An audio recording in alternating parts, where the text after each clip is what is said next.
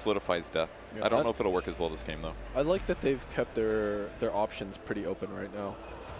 I'm still not like a huge fan of the Abaddon. Ooh. Okay. Well, if we can't get it in the second phase, because we know Newbee are going to ban it at least in the second or third, then we'll take it now. It's basically like a way that they can actually win the game, unlike last. Now. Well, you definitely ban Naga Siren. You don't give that combination away. There we go. The Naga has gone. That was too scary for Newbee to contemplate. No, God bless. God bless, honestly. Which team is going to ban Invoker here?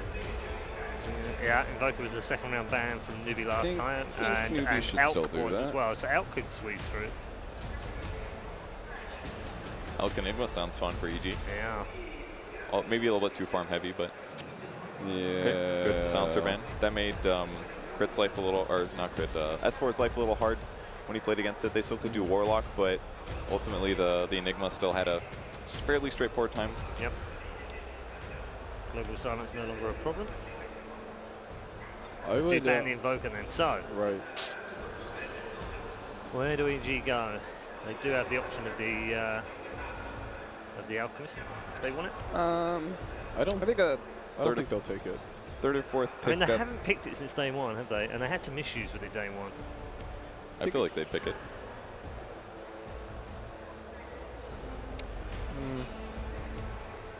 I'm not really sure what Newbee's next two picks are going to be, but with what they have right now, I think Elf is good. I like a 3-4 pickup of Weaver for EG right now. That could work too. I like that. There's not an overwhelming amount of disables because the lack of initiation from Abaddon. It's a very strong laning hero against Abaddon. Obviously, it's probably save it for a fourth pick because you want to see if they are going to. So they leave it out and they take it themselves. Okay. I don't know if EG was expecting that one. I think they're still okay with it because they do have Enigma, very value late game, super farmy hero. And the MK.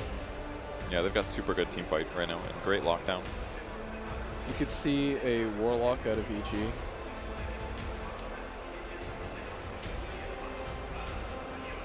Be pretty good. I do like the Weaver idea. It would help them lane against Abaddon really well, but maybe against Elk CM it's too dangerous. Oh, they do pick it. All right, so this makes the aggressive nature of EG way more threatening because now Monkey King can be anywhere. Yep. We'll count that for like 5 heroes or something like that, and then they can bring somebody else with an IO as well. So a 7-hero gank out of nowhere globally, exactly. Is that what you're saying? Damn. Yeah. And lane pressure advantage against Elk.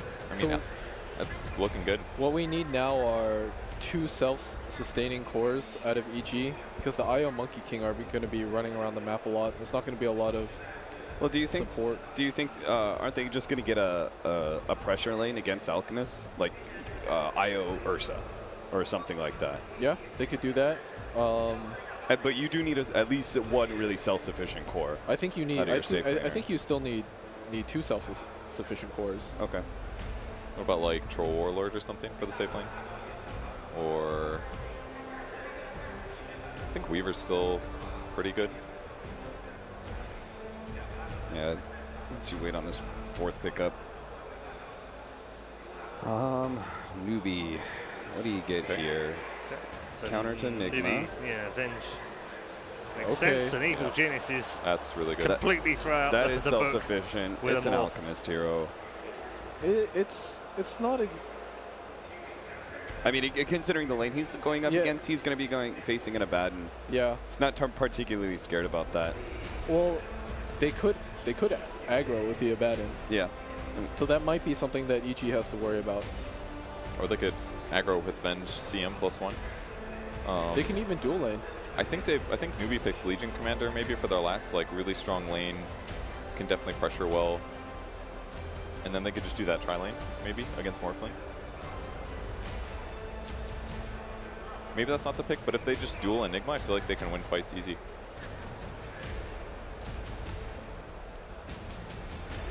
Yeah, I can't think of too many other well, they have to take out a hero right now. Controlling cores versus Morphling.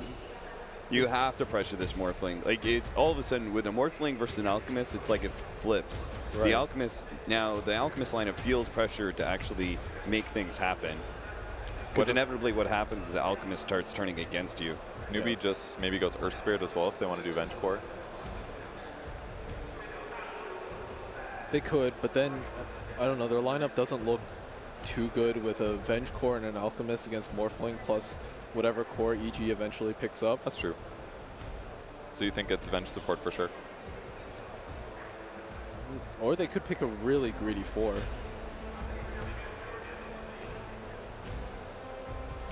Chinese teams have been favoring Doom.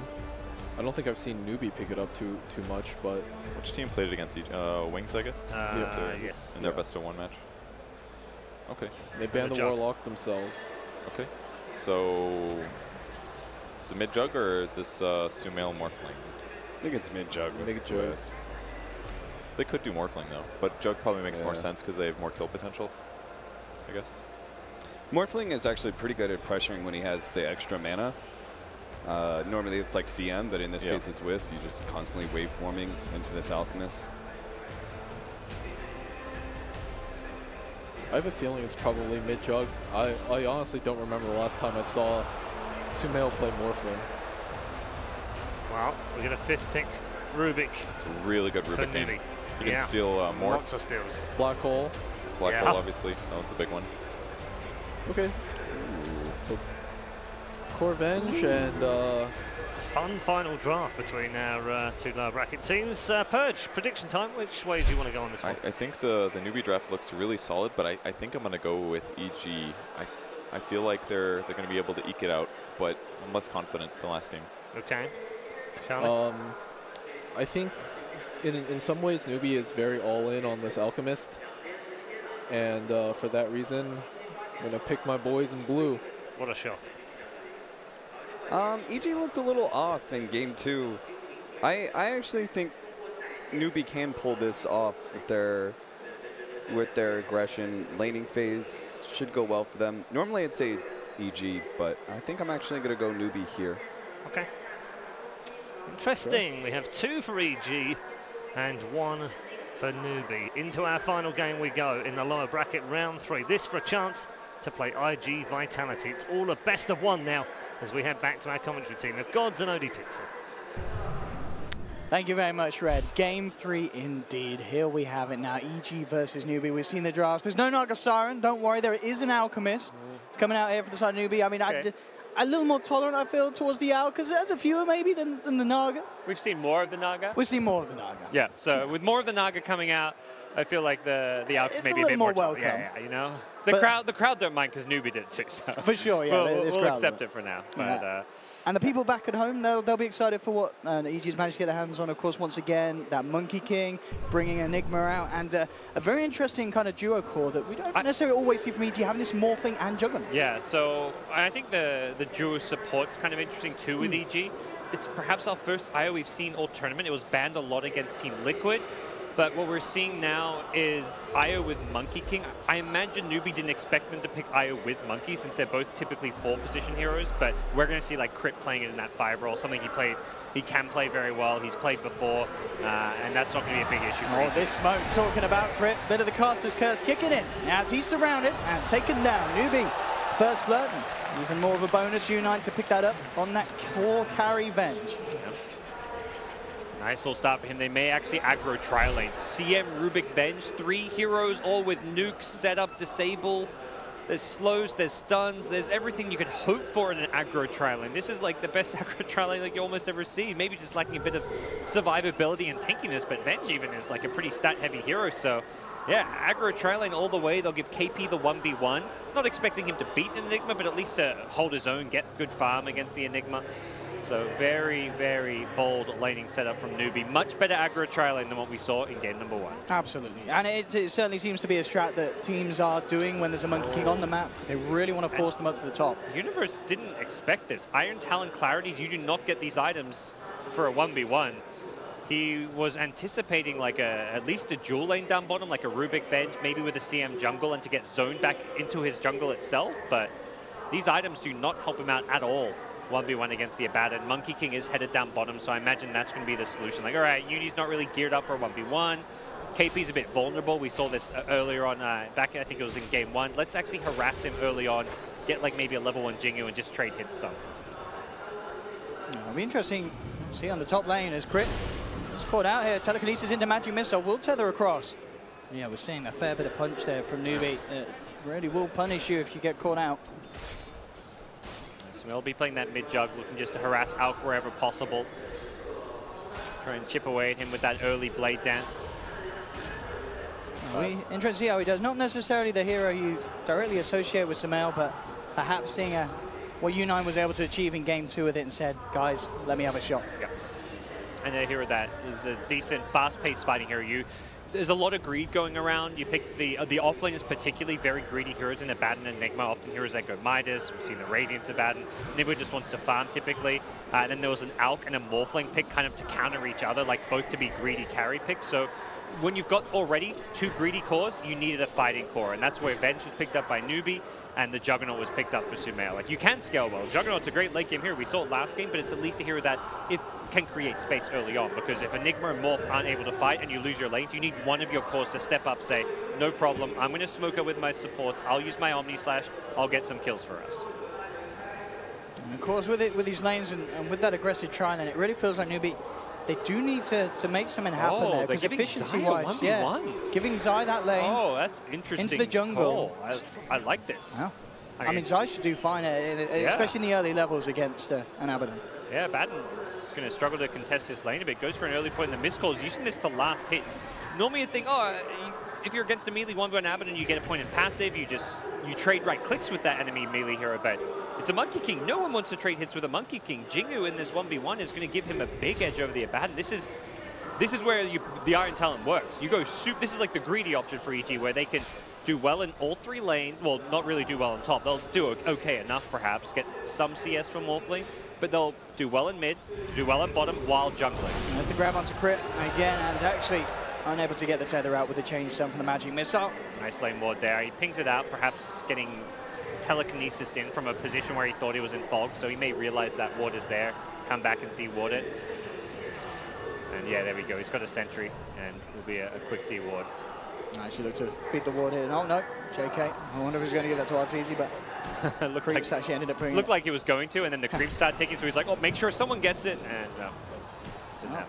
Bottom lane, Zai actually getting a fair few hits onto SCCC, forcing him away from the camps that he was heading to in the bounty. Bounty, and probably also stacking. Like, you're happy missing some CS and farm in the mid lane if you get like a double stack or something.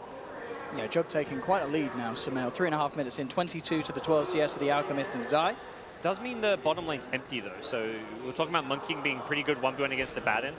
Leaving the lane is basically him saying, I'd rather stop out free farming and getting bounty runes. There we go in the mid, good slow onto SCCC. Sumail trying to get in range for a potential Blade Fury, but KP there with the reaction and will force them back. The 0v0 lane at bottom. Abaddon, I like the Abaddon TPs because his lane's empty, could be free farming, but you want to keep the pressure up on top. Morphling is being shut down quite nicely, so keeping this tri lane up here, continuing to find kills, continuing to bully this Morph, and yeah, they find kills. They've perhaps got one here. Top lane, Crit, really suffering. I mean, as we saw, got the D ward, but the Wave of Terror Vision is always going to be there to allow the grab to happen. Zai, looking for kills in return, will jump in and find Kaka. And in fact gets the jump out just before the Frostbite kicks in, so it won't be held in position. I was just about to say, this tri lane's looking really good because they hadn't even used their shrine, I believe, up top. They still have, yeah, they still have access to a shrine. They've aggro tri lane, not had to use a shrine. They may do so now with the CM fairly low, although it's just a CM still, so she may just be happy to just jungle a camp or two, head back to base and TP back in. But and Arteezy moving down to that bottom lane, looking for the easier farm potential mid lane. Sumail going in onto SCCC, hasn't got quite enough damage and may have overstayed the mark now. Telekinesis back, does not have that Blade Fury to get out defensively because of the aggressive play. The healing ward though, will it be enough? Looking to juke out through the trees. Is there any backup? Zai is making his way over, as well as Crit. Sumail should be fine. Is the tether going to be enough? They get him up. Still they try and chase the boundless strike from Zai. Holds back Karakat and U9. And between Zai and Crit, they will get Sumail back to safety. Easy Ancients farm now, but whoa. Good rotations from the Newbee supports, but yeah, the IO kind of saves the day there, as well as a very quick, responsive healing ward just level 1, but it was enough to help Sumail out on his retreat. Did free up some space in the side lanes, but Morphling has rotated bottom, deciding he's going to fare better in the offlane against the Abaddon. I say he thinks he's going to fare better. He's only managed to get a couple of CS since going there. He got like 6 CS top, and he's only on 9 CS at the moment, so it's not necessarily going to be an easy matchup. Abaddon very annoying and can do some good zoning himself. But the end result of these lane movements has been Monkey King constantly pressuring the Alk jungle. Jug's been playing very fast tempo and trying to really take the game to SCC as well. On mid lane, Zai straight up with the setup with the boundless strikes. Semifinal and Crit moving in for U9, and they'll take it. This time, Semifinal getting the kill with the help of his supports. Sumail's aggression has been really good this game. Even when he's not finding the kills, he's just slowing down the farm of the Alk. That time he does get the kill, and he's going to hit level 6 now. So Omni Slash, very dangerous for heroes like the Alchemist to just be farming in the jungle if Juggernaut comes to invade.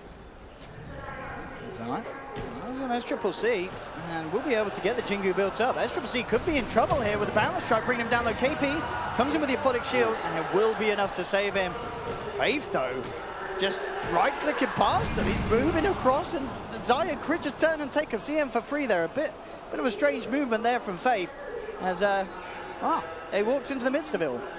Yeah, I thought he was probably heading down there to help his buddy out, but ends up just giving away a kill himself. Sumail talked about aggression. This is not him joining up with the aggression in the jungle, but just pressuring the tower. He's managed to just maximize his early game effectiveness from just getting kills, pulling out the Alchemist, taking a tower. Zai up to top lane. Did get stunned up immediately. And in fact, yeah, Newbee find the kill. Good black hole from Universe onto 2. Is he actually going to have enough damage to get a kill, though? It isn't. U9's able to walk out. Kaka as well will survive. So as flashy as it was, there was just no reaction from EG. No way that they could actually find that resulting in a kill. The shrine from happening. And Semifinal's got an Omni Slash here. If he gets SCCC on his own, he should be able to get the kill. And indeed, with the Blade Fury, he will. I don't even need it. Trust the crit, gets the crit. Semifinal. So nicely played, gets the Alk. Alk has been constantly hounded wherever he goes to farm, be it the Monkey King, the Jug. He is getting constantly contested. He's drawing circles in the 2 jungles. Normally you see the Alk like zoned out of the main jungle and then he falls back to farm around that secret shop. But we're seeing him get chased even there. They are really not happy about this this Alk pick, and making sure they do everything they can to prevent it from free farming. Looking at the laning stage though, definitely another story where both Semifinal and Universe are finding the farm. RTZ still struggling a little too, so we saw him kind of pressured on the top, moving down to the bottom. He's now starting to get some CS. But with KP back in the lane, it could get a little bit harder. RTZ, they need to find the space for this Morphling, as it is a bit of a slow start here for the Water Boy. It really is the story of EG and their games. RTZ struggling, not so much in terms of individual performance, but just in terms of the way the lanes are set up and the way opponents are playing. It's like, okay, we're versing RTZ, let's shut him down. He's picking these greedy carries. We've seen Spectres, we've seen the Morphling, we're seeing the Drow Rangers. The Drow's not so much greedy, but can be pressured a lot, and these heroes are constantly being aggroed against. When he's not playing Lifestealer, the game is very different for him. Semifinal, bouncing forward. See U9 try and go for a stun. There's the swap, in fact, to set up. The Blade Fury is there before the Magic Missile, though. Yeah. And Semifinal will be fine with the Invis Ring. Yeah, didn't have Omni Slash, so it was a bit of a dangerous push to go for, but make sure he doesn't get stunned up there. That's some really nice boundless strikes from Zai as well, consistently being used to just break up any sort of play that Newbee attempt for from the sidelines. KP doing what he can to try and bully RTZ down bottom, level 8, so not an easy hero to deal with as a Morphling. He's very agi heavy, but thinking that with these rotations, perhaps he can proc the ultimate and then have his teammates come in to finish off the kill, and they have got numbers down here. Semifinal here with the help of Zai. We'll look to find Kaka. Telekinesis will be there to hold back the Monkey King, the Aphotic Shield. Keeping Kaka high for the moment. U9 will come in with the TP. Magic Missile and Frostbound Semifinal, bringing him down low. And in fact, he's in a lot of trouble. One more touch and the U9 gets the kill. They'll bring down the Jug as well as the Monkey King. Now turning towards RTZ, can crit. Keep the Morphling alive. A lot of mana to work with. Zai bites back. Knows that he cannot let RTZ go down here. RTZ crit now looking to start to turn. Waveform 4 for Faith. They have the Boundless Strike, and with that buyback, they will be able to get the CM, and they will keep RTZ alive. Not totally worth the buyback. He's a hero that doesn't mind using up his money early on, like for a Monkey King to buy back there, but really big kill on the Jug there. Couldn't get the Omni Slash off and didn't get the Healing Ward down. If he stopped to cast Healing Ward, it would have given that extra right click. He tried to just outrun the Vengeful Spirit, but every little bit of damage adding up there. The Venge with think had like a casual Blightstone and everything just for the extra right-click damage. Yeah, Blightstone with phase boot. So Jug thinking like, I've got phase, I'm going to outrun this. But there was a lot of right-click damage, and that's a level 4 Wave of Terror Venge build. This physical damage cannot be underestimated. Oh, Samael getting swapped back here. We're seeing the Blade Fury will help him a little bit, but the right click still fly through. Zion Crit are there to help him turn it around. Imagine this on the Frostbite, they're bringing Samael very low. Yeah, now with the healing ward out, he's fine. Crit saves the day there. If he's not there for that tether, they're not saving Sumail. You want to get this tower. Yeah. Try for a deny potentially, and they will get it. Samael with the chase down onto U9 though, and they're very, very low on Newbee. They're grouping up for that Omni Slash, making sure he doesn't isolate one hero with it. Samael will be able to get himself out of there. Meanwhile, during all this kind of fighting and such, yes, Triple C found his space in that upper half of the Radiance map to get the armlet complete. Still worth noticing as well, Universe having the free farm time of his life on this top lane. On par with the Alchemist, and a lot of money rolling into the bank of Enigma. Gonna be going for the fast Blink Dagger, so we'll see some rotations with that. Not necessarily looking for like big team fights off of the Black Hole, but just killing core heroes, finding a kill on Alk, finding a kill on Avenge. Take what picks you can. Mid lane though, Samael grabbed out, and this time Crit and Zai not in the neighborhood to help him. The way Kaka has played with the Venge this game, him and U9.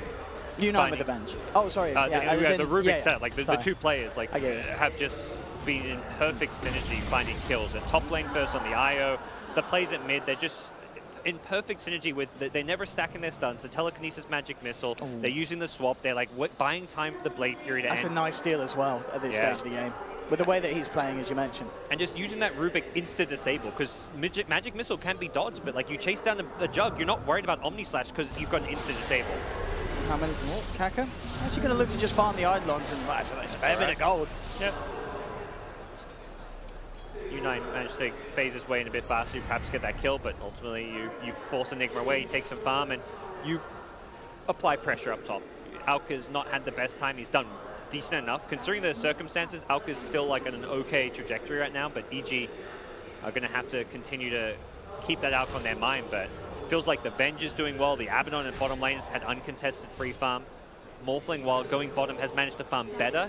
He's still not farming amazingly well, so the Morph picked up as a greedy counter to the Alchemist isn't necessarily going to pay off if he's not free farming. At the moment, it's really kind of the greed of the Enigma versus the greed of the Alk. As we see at the moment, those two at the top, that Midas doing work for Universe. KP, good map awareness, seems to know what's coming his way, and TP's out before Monkey scouts him. That boundless strike. Close, yeah. I think he saw him right at the end of the TP with that last jump. Yeah. Now, EG, looks like they will be able to claim this tower. Fancies can get that last touch, get himself a bit more gold on the way. Put the fortification, but no intentions to head down in Newbee. Moments like that, that's like the kind of TPs you expect from carry players, like right as the gank's coming at the last possible second, he TPs out. So, fantastic map awareness, and Newbee applying the pressure at top lane. Need to be careful, there could be a response coming from EG. IO is already gearing up here. We still don't see that level 6 IO, so they haven't got the relocate gank threat yet. Bottom lane, are they actually going for a kill? No, looking for the spell still on the waveform. Top lane U9 being played around with a little bit by Zai. Zai just keeping eyes, but none of the rest of EG looking for the chase down, so Zai won't commit. So just keeping tabs on the movement here of Newbee's course. Venge fairly tanky, Ogre Club, Wand, Quilla, all these small little items adding up, and feels like EG's timing really will come off of this. Blink Dagger Enigma. They can go for a big smoke, try and make a play off of that. Sumail's going to have at least a Yasha. Perhaps the level 2 ultimate from Jug is what you're looking for. You almost double the hero's effectiveness with that Omni Slash when you hit that timing, so we'll see what Jug can do as far as smoking up with the team, trying to make some plays. SCC. A bit of the kill that they want. Here's isolated. Omni Slash, bring them down to half, and there's the black hole from Universe, grabbing both of them with a double. Kaka, though, with a stolen black hole, holds Samael in position. U9 comes across, and that stolen black hole allows them to find Samael. They'll turn towards side, they'll bring him as well, but RTZ will find the cleanup. And at the end of the day, despite Kaka's best efforts, EG will still come out on top with a brilliant initiation from Universe. Great. black hole, and the Wukong's command being laid down in the perfect place. Even though Newbee had a response, they were responding into a black hole.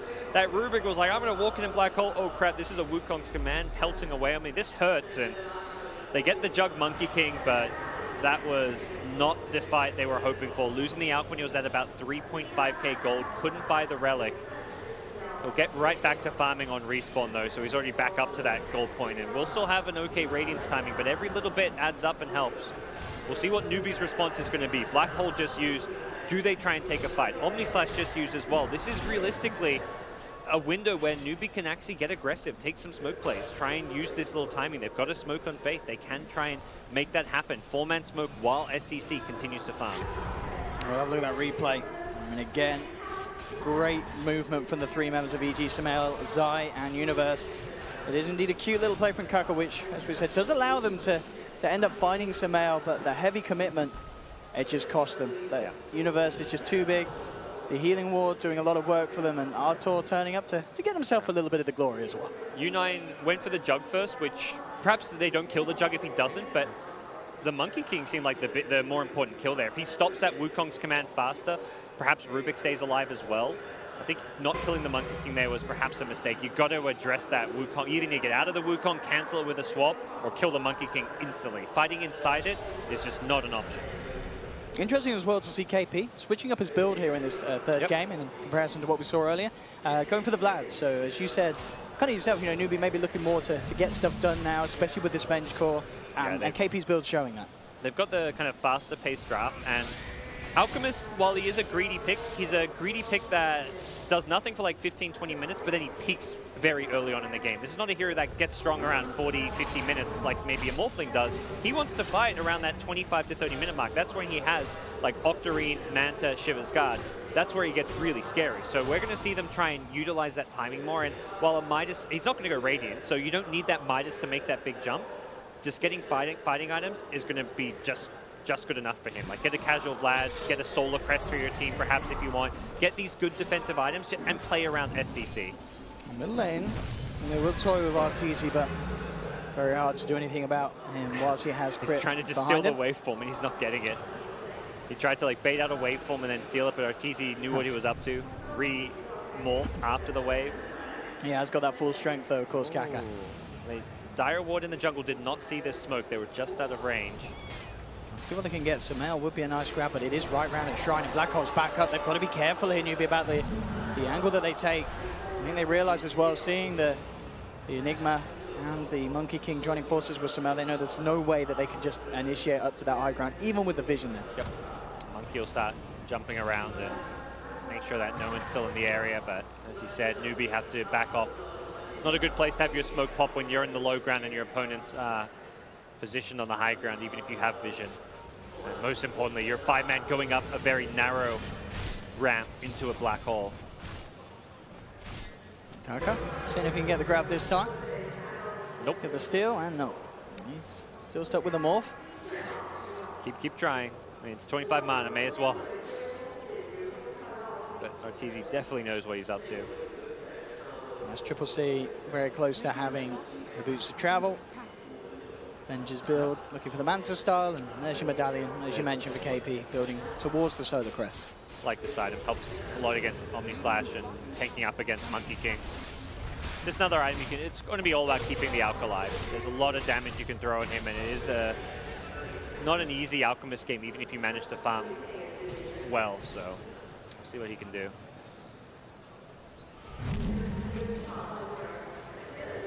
Crit's IO has been very quiet this game. Doesn't really feel like a hero that has paid off for EG. They had a weaker lanes because of it. It felt like it's like, oh, IO's in the pool, we got to pick IO. It's such a good hero, and it is, but the safe lane would have maybe been better suited with a different support. Perhaps something with a bit more fighting power with like that could pair up with the Monkey King.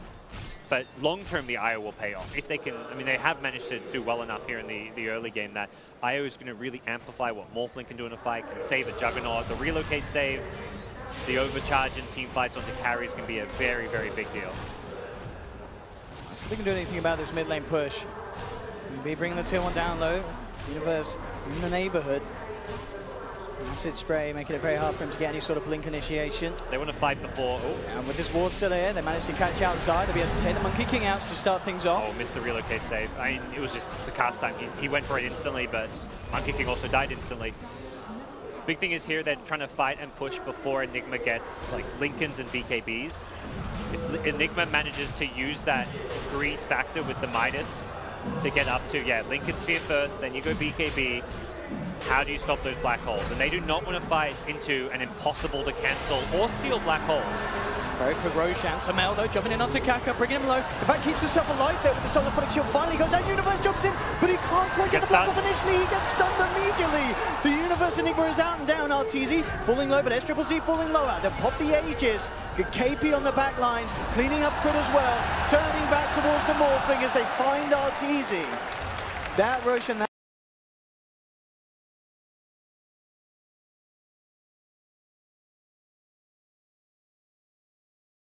Aegis paying off massively for Newbee, and Enigma Universe couldn't quite get that black hole off. Stunned immediately on initiation.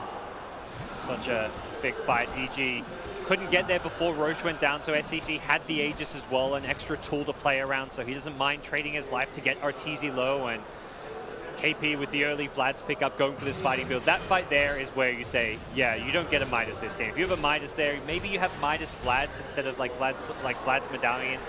It makes such a big difference having all these cheap, cost-effective fighting items, and it seems like Newbee have said, okay, EG's trying to fight our outcomes by going super greedy with this Enigma Morphling. They think we're going greedy in Abaddon. Let's not do it. Let's switch it up. Let's play for a more fighting, fast tempo game. The Venge core, the Abaddon playing for the fighting items, not the greedy items. This has really flipped the switch and changed the story, as EG just can't really fight or keep up. Arteezy still just doesn't quite have that critical mass of items to be effective in a team fight yet. Needs that. It's always the 2-item timing. The Linkers plus the E-Blade. That's when Morph reaches like his early game peak. That's when he wants to fight. And the plus, of course, because he didn't get that black hole off then, and Universe does still have it. Zai looking to lay down the Wukong's command here.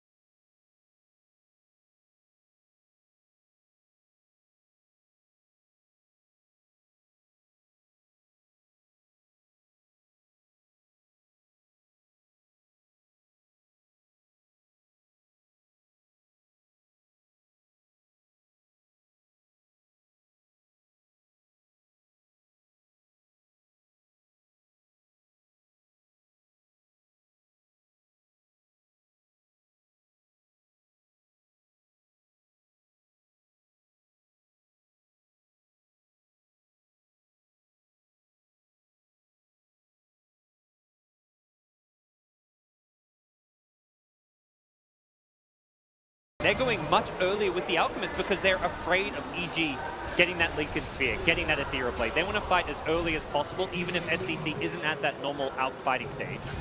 SCC standing tall on the high ground. They know they've got a little bit of timing left. University, 20 seconds until that black hole is there. And indeed, you know, Newbee, they know the timing. They know that it's time to, again, respect that potential threat. Their timing's been extended now. The Enigma buyback, winning those fights, taking Iraq's, that window where there's no Lincoln Sphere just got extended. So now you're no longer in as much of a rush. You can actually wait for that Octarine core. You can push another tier 2 tower. You can perhaps even take another Roshan. So winning a fight and forcing Enigma buyback changes the state of this game, and the window for Newbee to excel has been increased. But EG looking to do something about that. And they need something insane. They need to get onto the vent. Someone like Jug needs to find... Look at his positioning, U9. He knows. How does Jug get on top of that? And then KP's like, I'm just going to run in, scout out the smoke, steals Healing Ward. And EG no just way running back to the base. Well, they do have a Lincoln there, so... Was it Universe to finish his? On the Lincolns? That's not his, that's Morphlings. Oh yeah, I guess he can put it on the Enigma. That's a good way to approach a fight. If he puts that on Universe. Definitely. That already helps some of your problems. Yes, there is 2 ways through. You can use Spell Steal and the swap, so theoretically you want to use Spell Steal first to break it and then swap. Yeah, you don't get to steal the black hole, but you've got to cancel that Lincolns to make sure you can deal with it. And generally, it's the Alchemy Abaddon in the front lines getting caught. We're seeing those heroes get black holed the most. Rubik wants to stay out on the sides, although I say that, we've seen some super aggressive, great Rubik plays this game. Kaka has been absolutely standout, as is U9. And Newbee going to start working on shrines now. A lot of early farm on this Venge, good fighting items, and the problems for EG will continue as these shrines go down and Newbee perhaps wait out for that next Aegis. And of course, SCCC just incredibly massive. 27 minutes in, 22,000 net worth, nearly, well, just around double that at the value that Arteezy's have managed to climb to. Octarine complete. And as we see here, the two of them, CCC just making sure that Arteezy gets the hell out of there. Still no Ethereal Blade. We'll have it before any kind of a second high ground push comes, but you're already looking at 1 lane of racks down and tier 3 tower low, and Newbee eyeing off Roche. They're camping it out, could respawn any time now, so Sam's just on Roche duty while the rest of the cores farm up the lanes. See what, okay, I was about to say, I was wondering what KP was going to get next on the Abaddon for fighting. It gets a casual drums, just like a whatever kind of item. May even consider like an Aghanim Scepter this game as like a nice team fight item that you're trying to break. I guess at this rate, he could probably rely on the Alchemy at this stage just to give him... That's true, yeah. Because he's probably priority in this match, wouldn't you say? Or do you give the Rubik first? No, not the Rubik. I'd say maybe you consider Venge, because Venge is a core. For the swaps. Yeah. Not that you want to die, but the stats as a core hero is just nice, and the swap cooldown. So Venge or Abaddon. Typically, even like when you've got a Rubik with an Axe, you just want to give it to core heroes because they benefit so much from all the extra stats in fights. But we'll see. He's got enough farm. He may just say, look, that out is going to give me one too late. We want to end the game now. I can buy one. But there's a lot of good items you can get as an Abaddon that wants to fight. You get items like Lotus Orbs to try and deal with like the shotgun, get rid of the Malefice. There's a lot of different things you can do this game. Smail still trying to climb his way towards that Diffusal Blade. A few hundred gold and he will have it. Universe as well. Still quite a bit away from that completed Lincoln. Has the money for Perseverance, but the recipe isn't quite that. CM in her little Roche cave finally gets rewarded with the Roche respawn. It paid off. He's back up. We found him. Poor CM. That's your life. But we'll find the Roche respawn. I imagine Alk picks this one up. We'll have to drop his armlet, presumably, or the Hypersone. I guess he hasn't got the full AC yet. Here come EG, though. Can they get here in time? It doesn't look like it. Roche was falling very quickly. And KP's in scouting perfect duty, smoke dispelling range. That Newbee eyeing out the outsides of it all. And there we have the movement forward with the illusions. Universe trying to look for the wraparound, but the Roshan's already down. SCCC picks up the Aegis. Samael will go in with the Omni Slash, but they've lost Crit. They do bring down Faith. Magic Missile will proc the Lincolns on Arteezy. Universe still has that black hole, looking for a perfect opportunity. They're relatively grouped up. There's the jump. He's found two and he'll go for it. But the concoction flies through, cancels the ult. Wukong Saman is dropped down by Zai, but they've lost Universe. Samael getting chased down. They'll lose the jug as well. Arteezy desperately trying to find Kaka, and he will do so with the waveform. E-Blade and the adaptive strike. He's managed to bring Unite down as well. Artur holding on, tries to go for the TP, but it's not quick enough. The damage is too much there from SCCC and KB. Arteezy showing some signs of life at the end of the fight. They're And a all in. buyback. They want to end this, Newbie. They want to move forward. They want to knock EG out. Send them home. Yeah, more important than the EG buyback stats is the black hole cooldown. That is something which they're like, there's no black hole. We're not afraid of anything. Oh, crit. SCC, okay, won't get that kill, but will swing back towards the mid lane, and with Aegis still in hand. EG, you're going to buy back, but even when you're back alive, still no black hole, still no big ultimate, still no Omni Slash. Where's your damage going to come from? As EG will be pressed to defend their last lane of racks. No defense at mid. Can they defend top? The real test for EG. Their final stand here, potentially at DHC. Universe will jump forward, but as you mentioned, still no black hole. Telekinesis onto Artur, looking to try and bring KP down low. Universe kept alive by Crit. Arteezy, waveforms into the center of it all, but he gets Magic Missile. Arteezy's down. There's a dieback for the Morphling, out for 80 seconds, and without him, very little EG can do. Samael gets Fate bolted out by Kaka. GG is called, and Newbee move forward here in this Game 3 victory. And Evil Geniuses have come to the end of their road. Great comeback. EG, you know, they win a very convincing Game 1. It was a bit of a stomp. Game 2, EG have another good laning stage. Look like they may just take the series, but Newbee shows some serious resilience. They had a couple fantastic drafts, and that was a very different Newbee than we've seen during the group stages. Newbee have really upped their level of play, as of EG, but great series. The best of 3 we've had here at the main event.